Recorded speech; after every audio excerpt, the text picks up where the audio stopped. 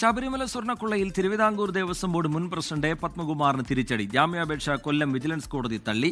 Unnikrishnan പോറ്റിയുടെയും Murari ബാബുവിന്റെയും remand കാലാവധി 14 ദിവസം കൂടി നീട്ടി. ഉണ്ണികൃഷ്ണൻ പോറ്റിയുടെ ജാമ്യാപേക്ഷയിൽ വിജിലൻസ് കോടതി വാദം കേട്ടു.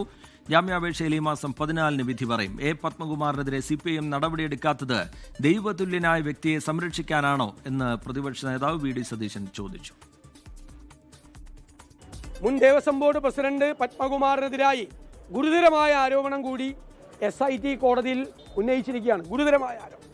എന്നിട്ടും CPM ഈ അയ്യപ്പന്റെ സ്വർണം കവരാൻ കൂട്ടുനിന്ന ഗൂഢാലോചന നടത്തിയ പത്മകുമാറിനെയും മറ്റ് നേതാക്കളെയും സംരക്ഷിക്കുകയാണ്. പത്മകുമാർ പറഞ്ഞ ദൈവതുല്യനായ ഒരാളെ സംരക്ഷിക്കാൻ വേണ്ടിയിട്ടാണോ ഇവരിൽ ചെയ്യുന്നത് എന്ന് CPM വ്യക്തമാക്കണം.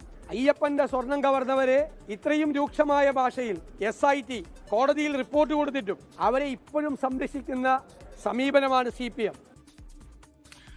അരുൺരാജ് വിവരങ്ങളുമായി കൊല്ലത്ത് നിന്ന് ചേരുന്നുണ്ട്. അരുൺരാജ്, ഈ പത്മകുമാറിലൂടെ CPIMലേക്ക് രാഷ്ട്രീയ വിമർശനം പ്രതിപക്ഷം ഘടിപ്പിക്കുന്ന ഘട്ടമാണ്. അതിനിടയിൽ ജാമ്യം കിട്ടുന്നില്ല എന്നുള്ളത് ആ ആയുധത്തിന് ശക്തി ഏറ്റുകയാണല്ലോ അരുൺരാജ്.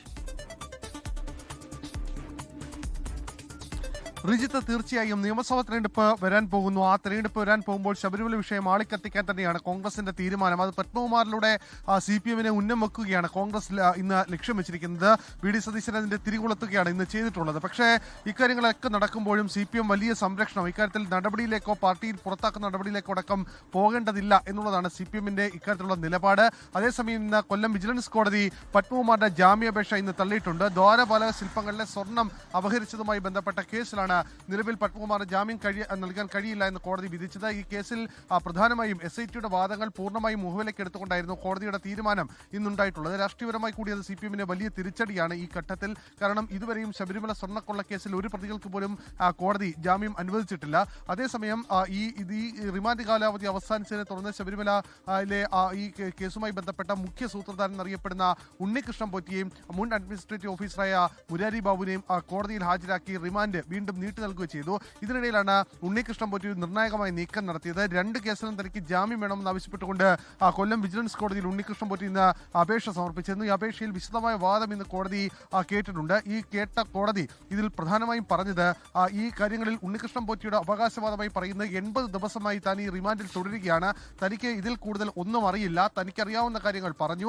ഈ 80 ദിവസമായി ഒരു മാനുഷികമായ പരിഗണന തനിക്ക് നൽകണം എന്ന ആവശ്യമാണ് ഉണ്ണികൃഷ്ണൻ പോറ്റി മുന്നോട്ട് വെക്കുന്നത്. പക്ഷേ SIT പറയുന്നത് ഈ കേസിലെ ഏറ്റവും കിൻപിന്നായിട്ടുള്ള ആളാണ് ഉണ്ണികൃഷ്ണൻ പോറ്റി. സ്വാഭാവികമായും ഇതിൽ ജാമ്യം നൽകാൻ കഴിയില്ല. സൂത്രധാരനപ്പുറം ഇതിന്റെ മുഴുവൻ ഗൂഢാലോചനയും അടക്കം നടത്തിയത് ഉണ്ണികൃഷ്ണൻ പോറ്റിക്ക് പങ്കുണ്ട്. അതുകൊണ്ട് ഉണ്ണികൃഷ്ണൻ പോറ്റിക്ക് ജാമ്യം നൽകരുത് എന്ന വാദമാണ് SIT ഇന്ന് കോടതിക്ക് മുമ്പാകെ വെച്ചത്. എന്നാലും ഈ കേസിൽ ഈ ജാമ്യാപേക്ഷയിൽ കോടതി ഈ ജനുവരി 14 വിധി പറയും. എന്തായാലും നിർണായകമായ നീക്കം ഇന്ന് കൊല്ലം വിജിലൻസ് കോടതി കേന്ദ്രീകരിച്ച് നടന്നിട്ടുണ്ട്.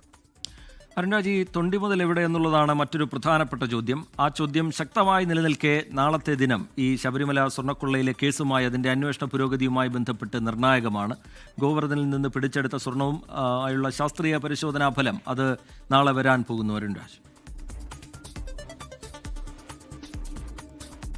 തീർച്ചയായും ശബരിമല സ്വർണ്ണക്കൊള്ള കേസിൽ ഇനി ഏറ്റവും പ്രധാനം ഈ തൊണ്ടി മുതൽ കണ്ടെത്തുക. നേരത്തെ ഇത് സംബന്ധിച്ച് ചില വിവരങ്ങൾ SITക്ക് മുമ്പാകെ എത്തിയിട്ടുണ്ട്. കാരണം അപഹരിക്കപ്പെട്ട സ്വർണത്തിന്റെ കണക്ക് എന്ന് സംബന്ധിച്ചൊരു ഏകദേശ ധാരണ SITക്ക് മുമ്പിലുണ്ട്. പക്ഷേ ഇത് കണ്ടെത്തേണ്ടത് അന്വേഷണ സംഘത്തെ സംബന്ധിച്ച് ഈ കേസിനെ സംബന്ധിച്ച് അതിന്റെ തുടർ വാദങ്ങളെ സംബന്ധിച്ച് ഏറ്റവും പ്രധാനപ്പെട്ട ഘടകമാണ്. അതുകൊണ്ട് SITനെ കടന്നു ചെല്ലുക, SITയെ സംബന്ധിച്ച് കൂടുതൽ പ്രതികളെ ചോദ്യം ചെയ്ത് അതുമായി ബന്ധപ്പെട്ട തൊണ്ടി മുതൽ കണ്ടെടുക്കുന്നതിനാണ്. ആ കണ്ടെടുക്കുമ്പോൾ SITക്ക് മുമ്പിൽ വലിയ വെല്ലുവിളി ഉണ്ട് എന്നുള്ളതാണ് അന്വേഷണ സംഘത്തിൽ നിന്ന് മനസ്സിലാക്കാൻ കഴിയുന്നത്. കാരണം ഇതൊരു വിശ്വാസത്തിന്റെ ഭാഗമായി വിറ്റു എന്നുള്ളതാണ് ചിലർ നൽകിയിരിക്കുന്ന മൊഴി. അങ്ങനെയാണെങ്കിൽ ഇതിന്റെ കളവിന്റെ മുതൽ വലിയ തുകയായി മാറും.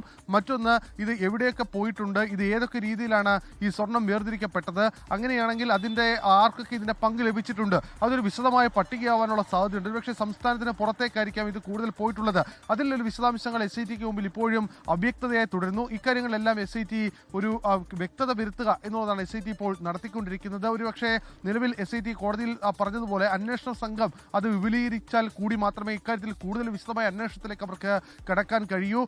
വരും ദിവസങ്ങളിൽ, അത് തുടർന്നുള്ള ദിവസങ്ങളിൽ കൂടുതൽ ഈ പ്രതികളെ വീണ്ടും കസ്റ്റഡിയിൽ വാങ്ങിയുള്ള ചോദ്യം ചെയ്യലിലേക്ക് കടക്കാനുള്ള സാധ്യതയും SIT തള്ളിക്കളയുന്നില്ല. ഇന്നടക്കം SIT ഈ അഭിഭാഷകനുമായി അടക്കം ഇതിന്റെ കൂടിയാലോചനകൾ നടത്തിയിരുന്നു എന്നുള്ള വിവരമാണ് നമുക്ക് ലഭിക്കുന്നത്. ലോകത്തെവിടെയായാലും ഏത് സമയത്തും 24 വാർത്തകളും ഓഗ്മെന്റഡ് റിയാലിറ്റി പാക്കേജുകളും എക്സ്പ്ലെയിനറുകളും വിശദമായി കാണാൻ ഞങ്ങളുടെ യൂട്യൂബ് ചാനൽ നിങ്ങൾക്ക് സബ്സ്ക്രൈബ് ചെയ്യാം.